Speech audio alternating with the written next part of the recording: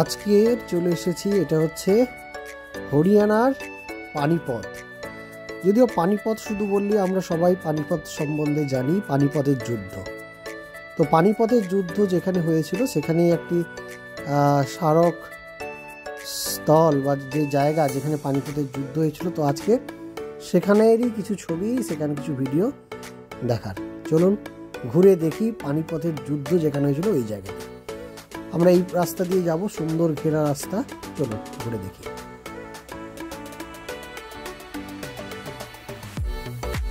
চলুন তো ঘুরে দেখা যাক সেই ঐতিহাসিক স্থান যেখানে হয়েছিল পানিপথের যুদ্ধ।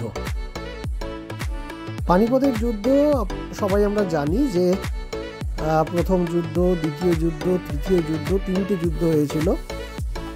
তো এই যে স্তম্ভটা দেখা যাচ্ছে, চলুন কাছে গিয়ে একটু দেখি।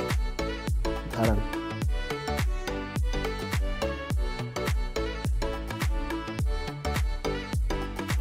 তো এখানে যে যুদ্ধ হয়েছিল সেটা হচ্ছে আপনার বাবর আর লোধির সাথে প্রথম যুদ্ধ হয়েছিল। আমরা নিয়েও যাব আপনার ইব্রাহিম লোধির যে সমাধিস্থল, সেটাও দেখব। তার আগে একবার দেখে নিই যে পানিপথের যুদ্ধের যে স্থল আছে। এখানে আরেকটি দেখার বিষয় সেটা হচ্ছে যে এখানে একটি আম গাছ আছে। কালা আম বলে এই জায়গাটা। অ্যাকচুয়ালি অনেক গল্প আছে ওখানে, যে ওই যুদ্ধে রক্ত লেগে যাওয়ার পর থেকে আম ওখানে রং কালো, যাই হোক। তো ওই সব জায়গা নিয়ে খুব ঘেরা, খুব সুন্দর পরিবেশ। এই সেই স্তম্ভটি দেখতেই পাচ্ছেন, লেখা রয়েছে।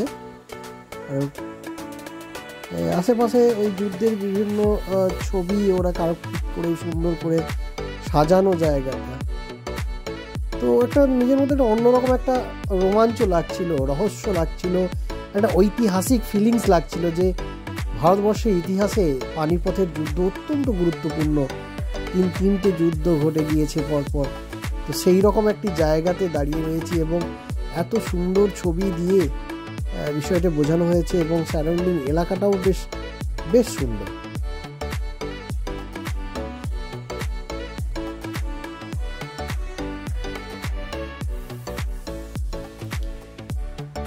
বিষয়বস্তুগুলো লেখাও রয়েছে, দেখলেন তো।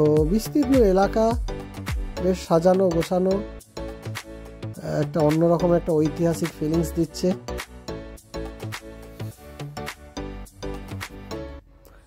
খুব ভালো লাগছে এরকম একটি জায়গায় দাঁড়িয়ে থেকে। প্রতিটা জায়গায় যুদ্ধের বিবরণগুলো লেখা আছে এখানে।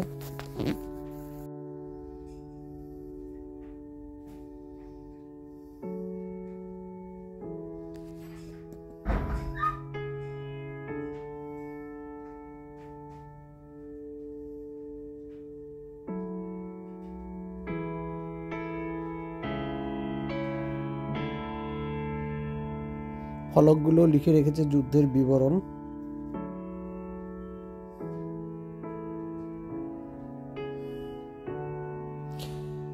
এটা হচ্ছে ইব্রাহিম লোধির সেই সমাধিস্থল। যুদ্ধ করতে করতে ইব্রাহিম লোধির এখানে নিহত হয়েছিলেন উনি। তো তার এখানে একটি মূর্তি করে বিষয়টি দেখানো হয়েছে। অত্যন্ত ঐতিহাসিক একটি অন্যরকম একটা ফিলিংস দিচ্ছিল এখানে দাঁড়িয়ে থেকে। এই যে দাঁড়িয়ে রয়েছেন উনি, ছবি দিয়ে ওখানে কামান রাখছেন। তো এটাকে লোধি টোম বলে। অ্যাকচুয়ালি ইব্রাহিম লোধির সমাধিস্থল এটি। পার্কের মতো খুব সাজানো গোছানো, এবং এই মূর্তিটি আলাদা একটা ঐতিহাসিক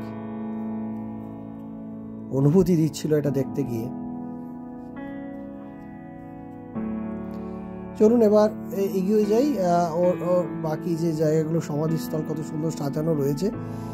এখানে বিষয়টি লেখা রয়েছে। প্রত্যেকটি ঐতিহাসিক জায়গায় যে লেখা থাকে, এগুলো পড়লে ওই সময়কালীন বিষয়টিও জানা যায়। এটি খুব তাৎপর্যপূর্ণ, ভালোও লাগে যে কি জিনিসটা দেখছি তার সম্বন্ধে তৎক্ষণাৎ কিছু ইনফরমেশন পাওয়া যায়। যদিও আমরা এখন গুগল সার্চ করে দেখিনি, অনেকেই জানেনও বিভিন্ন বিষয়গুলো। যারা যখন জানা থাকে না তখন আমরা ওটা সার্চ করে দেখিয়ে নিই বিষয়টা। আর ওই কাহিনিটা জানার পরে ওই জায়গাতে দাঁড়িয়ে থেকে একটা অন্যরকম অনুভূতি কাজ করে। ইব্রাহিম লোধি টম্ব এবং তার বাবর সাথে যে যুদ্ধের যে বিষয়টি ছিল এটাই লেখা রয়েছে এখানে।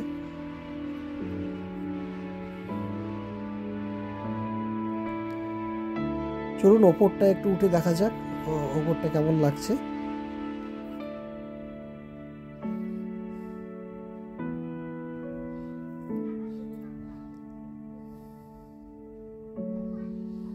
কত বছর আগে তৈরি হয়েছিল, কত মানুষের পায়ের ছাপ এখানে পড়ে গিয়েছে, ভাবলে অতি অদ্ভুত অদ্ভুত এক অনুভূতি দেয়। সেই সময়কালীন সেই মানুষজন, সেই রকম অবস্থা, সব কিছুর পরিবর্তন ঘটে গিয়েছে। কিন্তু দেখুন তখনকার মানুষজন নেই, কিন্তু এখনো সেই স্মারক, সেই চিহ্ন বহন করে চলেছে, তাকে ইতিহাস বলে। এটি ইব্রাহিম লোধির সেই সমাধিস্থল, এইখানেই ওনাকে সমাহিত করা রয়েছে এবং আশেপাশে সুন্দর পার্কের মতো সাজানো, অনেকেই বেড়াতেই আসে এখানে। এটা হরিয়ানার পানিপথে অবস্থিত, এখানে ওই বিষয়ে লেখাও রয়েছে। এটি তৎকালীন সময়ে লেখা, অনেকটাই অস্পষ্ট হয়ে গিয়েছে, শ্বেত পাথরের উপর লেখা। চলুন টাটা।